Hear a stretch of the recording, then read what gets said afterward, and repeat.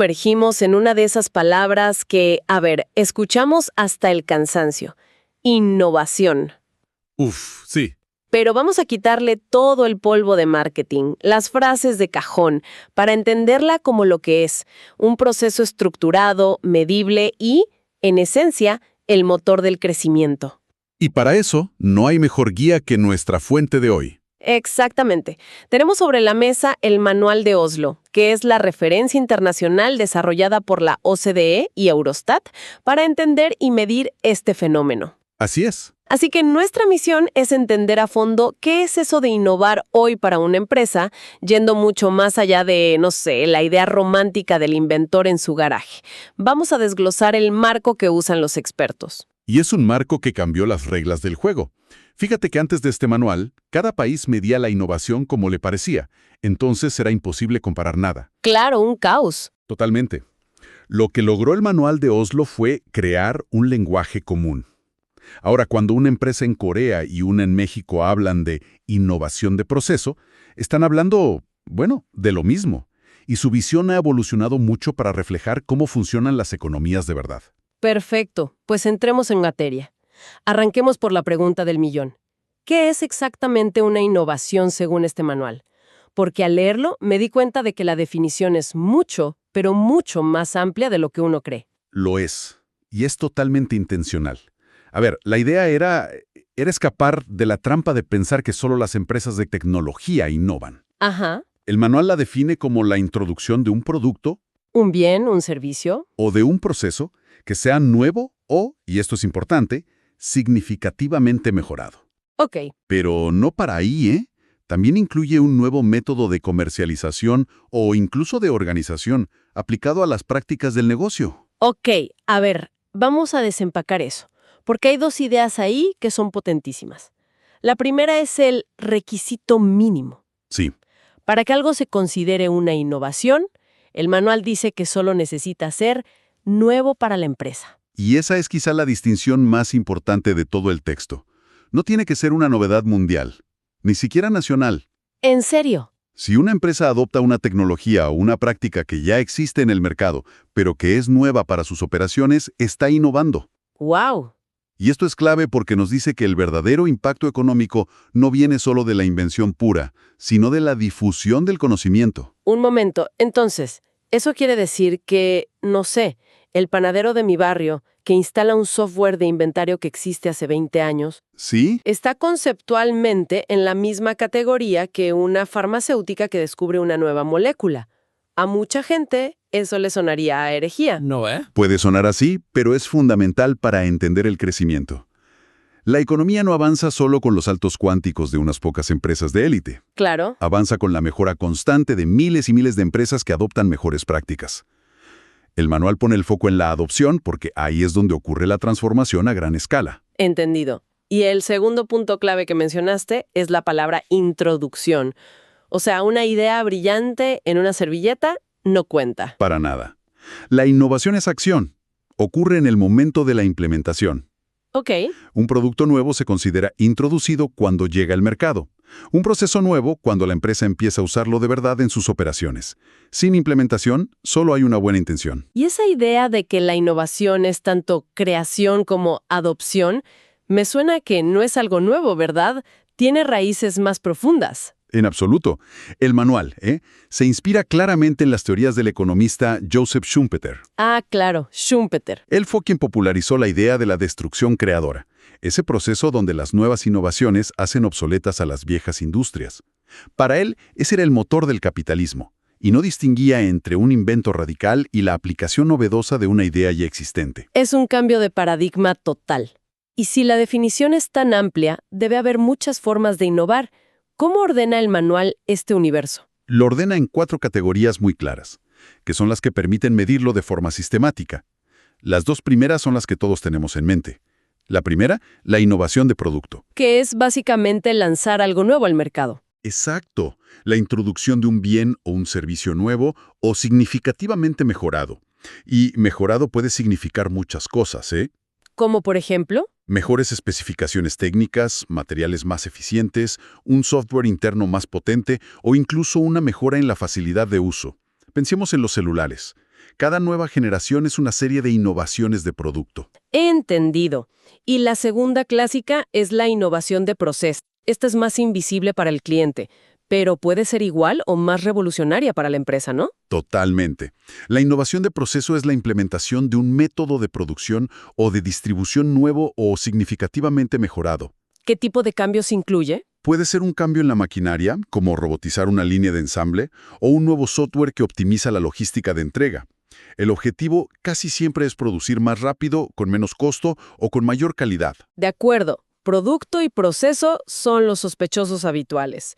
Pero aquí es donde esta edición del manual, bueno, dio un paso de gigante. Así es. Al incluir formalmente otras dos categorías, la comercial y la organizativa. ¿Por qué era tan necesario ampliar el foco más allá de lo tecnológico? Porque el modelo anterior se estaba quedando ciego ante una realidad económica abrumadora. La mayoría de las economías desarrolladas son economías de servicios. Cierto. Y en los servicios, la innovación no siempre se ve en un nuevo aparato. La verdadera disrupción muchas veces ocurre en cómo se vende o en cómo se organiza el trabajo. O sea que si pensamos en el boom de los modelos de suscripción, desde el software hasta, no sé, las cajas de vegetales, Justo. eso es exactamente de lo que habla el manual. La reinvención de cómo se vende algo. Precisamente. Esa es la innovación comercial o de marketing. Se define como la introducción de un nuevo método de comercialización que implica cambios importantes en el diseño del producto, su empaque, su posicionamiento, su promoción o su precio. El modelo de suscripción es un ejemplo perfecto. Lo es. O una marca de lujo que de repente empieza a vender directo online, rompiendo su modelo tradicional de tiendas exclusivas. Y eso nos deja la última pieza, la innovación organizativa.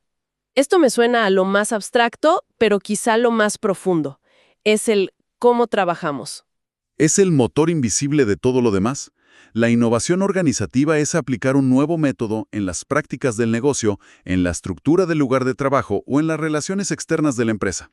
¿Y cuál es la meta ahí? Mejorar los resultados, ya sea reduciendo costos, aumentando la productividad o, y esto es muy importante, accediendo a conocimiento que está fuera de la empresa. Dame un ejemplo claro de esto. ¿La adopción del teletrabajo estructurado después de la pandemia contaría? Contaría si implicó un cambio estratégico y deliberado. No se trata solo de mandar a la gente a casa con su portátil. Claro, no es solo la emergencia. Exacto. Es implementar nuevas plataformas de colaboración, redefinir los flujos de trabajo. Si es un rediseño de cómo la empresa opera, es una innovación organizativa. De hecho, el manual dice algo muy poderoso. A menudo, la innovación organizativa es una condición necesaria para que la innovación técnica pueda ocurrir. ¡Wow! O sea, necesitas cambiar cómo trabajas para poder aprovechar las nuevas tecnologías. Justo eso. Esto cambia por completo la fotografía. Entonces, la innovación no es un evento aislado, sino un conjunto de actividades. Lo cual me lleva a la siguiente pregunta. Si es tan amplio, ¿cómo se mide? No podemos contar solo las patentes. No, para nada. Y ese es otro de los grandes aportes del manual. Introduce el concepto de actividades innovadoras.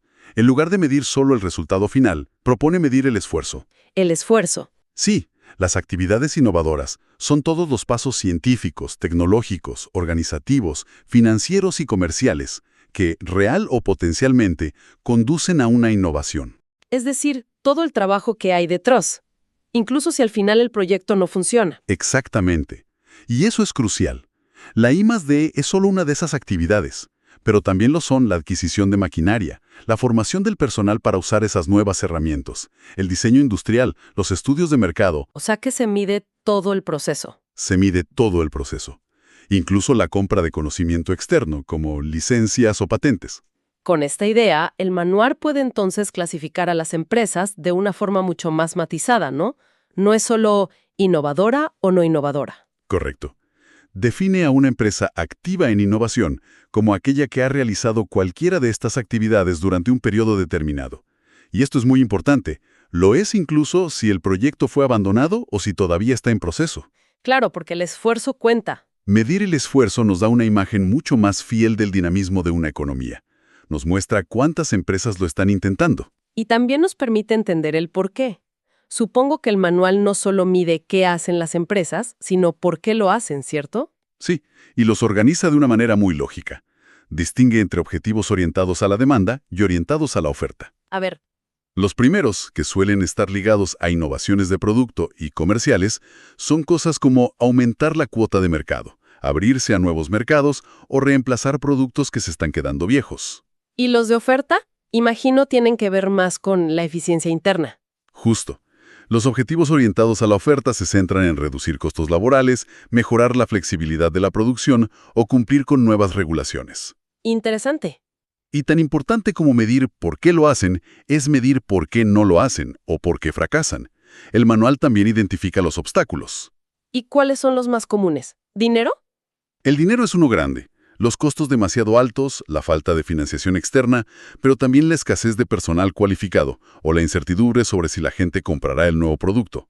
Tener esos datos debe ser oro puro para los gobiernos, ¿no? Es oro puro para diseñar políticas de apoyo a la innovación que de verdad funcionen.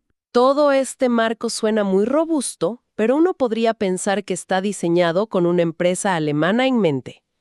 Sin embargo, el manual tiene un anexo entero para países en vías de desarrollo. Absolutamente. Y es clave porque las dinámicas de innovación son muy diferentes y el manual lo reconoce. ¿En qué sentido? En contextos de economías en desarrollo, la innovación de frontera, la de crear algo nuevo para el mundo, es menos frecuente. El foco principal está en los cambios incrementales y sobre todo en la difusión y adaptación de tecnologías que ya existen. Y eso cambia qué tipo de innovación es más importante, me imagino. Cambia las prioridades. Por ejemplo, la innovación organizativa se vuelve crítica. La capacidad de una empresa para absorber y sacar provecho de una tecnología importada depende por completo de sus estructuras internas. O sea, puedes comprar la mejor máquina del mundo, pero si no sabes usarla. Si no reorganizas tus procesos y capacitas a tu gente, será un adorno muy caro. Lo que me lleva a pensar que la forma de medir también debe adaptarse. No tiene tanto sentido contar patentes si el juego principal es otro. Exacto. El foco de la medición se desplaza de los resultados a las capacidades. Capacidades. Sí. En lugar de preguntar solo cuántas innovaciones lograste, la pregunta clave es ¿qué eres capaz de hacer? Se busca medir la calidad de los recursos humanos, la fortaleza de las redes de colaboración, la capacidad de aprendizaje de la organización. Y en ese contexto, el manual introduce una figura que me pareció fascinante. La empresa potencialmente innovadora. ¿Qué es eso? Es una categoría clave para las políticas públicas en estos países. Es aquella empresa que se está esforzando, que está invirtiendo, pero que por diversas barreras todavía no ha logrado introducir una innovación en el mercado. Ah, la que está a punto de lograrlo. Exacto. Identificar a estas empresas y ayudarlas a superar ese último obstáculo es una de las palancas más efectivas para impulsar el desarrollo económico. Se trata de apoyar a los que ya están en la carrera. Entonces, si tuviéramos que resumir la gran lección del manual de Oslo, diría que le quita el halo de misterio a la innovación. Totalmente. La baja de ese pedestal del momento eureka y la presenta como lo que es, una actividad empresarial sistemática, diversa y, sobre todo, medible. No se trata solo de lo que una empresa crea. No, es también cómo se organiza, cómo vende y cómo aprende de su entorno. No lo podría haber dicho mejor. Al final del día, el manual nos da un lenguaje común y un conjunto de herramientas. Es un marco para que empresas y gobiernos puedan pensar estratégicamente sobre el crecimiento basándose en datos y no en anécdotas. Para fomentar la competitividad de una manera mucho más rigurosa E inteligente. y nos deja con una reflexión final para seguir dándole vueltas. El manual define la innovación como algo que es, como mínimo, nuevo para la empresa. Ajá. Si aceptamos esa premisa y consideramos que en la economía actual la ventaja competitiva a menudo no es ser el creador original, sino el más rápido en adoptar y adaptar las ideas de otros, ¿cambia eso fundamentalmente lo que significa ser una empresa innovadora en el siglo XXI? Buena pregunta. Una idea para seguir explorando.